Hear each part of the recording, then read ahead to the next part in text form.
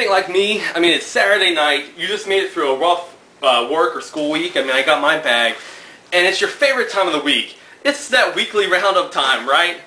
Anyway, second episode of October, and we've got some awesome stuff, and the rest of the month's going to be really sweet too. On this episode, you're going to see some Jamaican sodas, some Halloween candy, and some other good stuff. Well, let's not waste any more time. Sit back and enjoy the episode. Alright, it's time for week 2 of the Jamaican soda review. I got Didge here with me. Yeah.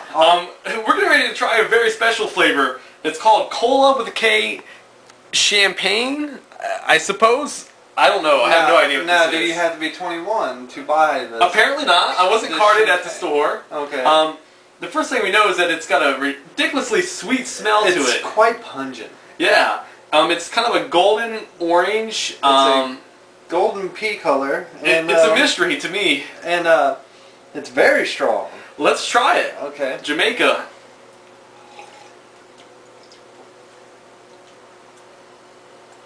A little bit flat. Yeah. It's got a little bit of that flat taste to it. I mean, I got some carbonation in here. It is really sweet. I mean, it's cold, quite refreshing. I have no idea what Kola champagne is.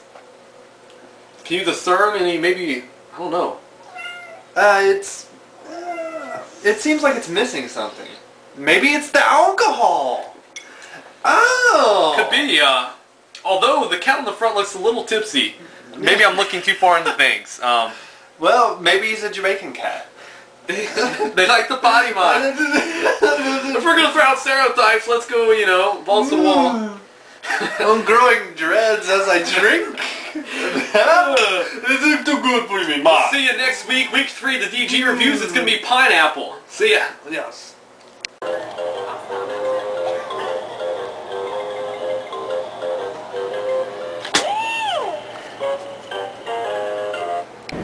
Okay, so it's Friday afternoon, and admittedly I don't have a lot for the weekly show this week.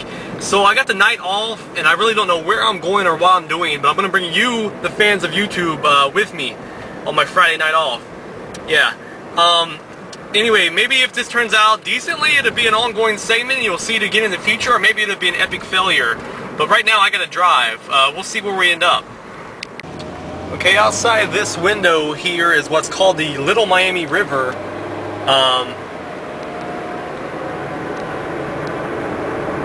Bring your jet skis. Okay, we're in the city of Fairfield now. Let's see what happens next. Okay, up ahead is the Lane Public Library Fairfield branch. Now they've closed for the evening, but I do have a return. See you, Speed Racer. Here's something you don't see every day. Shopping cart bush. Okay, so this is a Village Green Park in Fairfield, and I'm going to take you to a spot I like here. Now in my spare time, I'm a very contemplative guy. I like to just sit back and relax if I get some spare time. And this, you actually have to kind of go off the beaten path, but this is one of my favorite places to sit and chill. And most of the year there's water here ongoing, so you have the running water. That's nice, but yeah, I'll usually sit here and just kind of hang out. Without the water, it doesn't quite have the same natural kind of relaxing effect, but you can kind of get the picture. Here you kind of have a nice view of the outdoor amphitheater. Across the street's the new Community Arts Center. You can go check out some oil paintings. Heading back to my car now. So far my Friday night hasn't been too spectacular. There's some other spots in the area that we're going to check out. What do you think about this? There's a dollar store nearby. Maybe something will turn up there. Plus I'm getting a little bit hungry, so I think I'm going to go grab some grub soon. I'll bring YouTube with me. Okay, coming up is the Dollar Tree. Gonna go in here and try to find something awesome.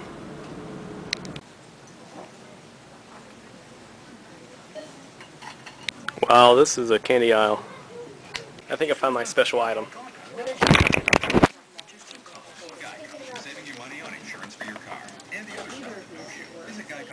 Okay, done at the Dollar Tree. Now, I don't know if you've ever tried to videotape something in a store, but people don't like it, so it's kind of hard to get footage. That's why the brevity. But one thing, a little word of advice, if you're going to be taking one of these solo trips by yourself, bring somebody to roll with you. Now, I bring half of Doc Terror from the 80s TV series toy line Centurions, and he's a great traveling compadre. He tells the best road stories. Well, I'm hungry. Let's go eat. Okay, looks like I have arrived at my destination, Captain D's. I gotta say, I'm super surprised by how packed it is here tonight, but let's go see how the food is.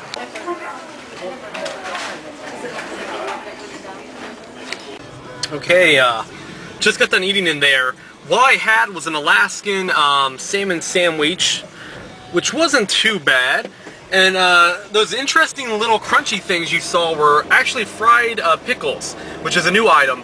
Not the best I've had. Actually, Hooters, of all places, has the most amazing pickles out there. We're going to switch hands here. Wow. That takes some skills. So the food was okay.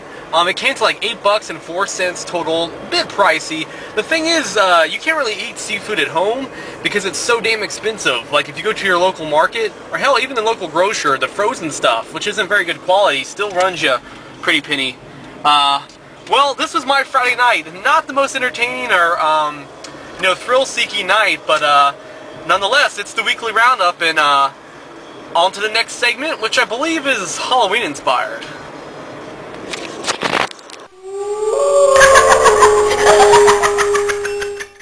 Okay, for this week's Halloween review, I've got the Wonka Nerds Rope. This is the spooky edition. Now, you can get these year-round, but not the spooky variety. It's from the wonderful wild world of Wonka, which is a tongue twister and a half. I'm sure Wonka himself would appreciate that. I love the film, the Ronald Dahl book, and I still kind of get a kick out of eating stuff from Wonka, even though I know it's just a created entity. It's not a real person in a factory somewhere, but I digress. Talking about the candy rope itself, the packaging, you see nerds characters dressed as mummies, witches, ghosts, etc. Nice touch. Brown and black packaging, or orange, shall I say, and very festive in that regard. Now the rope itself is a sight to behold. If you've never had one of these, it's quite bizarre. I'm sure kids can think of, you know, a numberable amount of things to do with these. Using them as like a lasso of truth like Wonder Woman, or maybe as a whip if you're an Indiana Jones fan. Anyway, the inside of it is like kind of like a, it's not really like a Twizzler, it's much softer, it's very jelly. This one's orange to go along with the theme. We have some nice Halloween colors on there. Let's see how it tastes.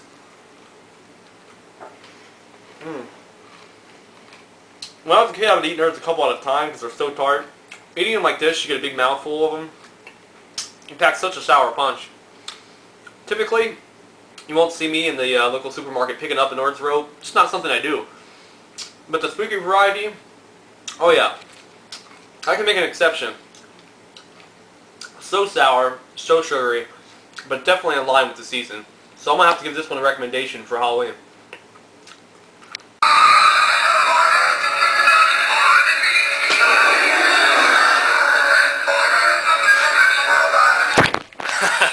Alright, we'll see you next week on the RTW TV Weekly Roundup. Later.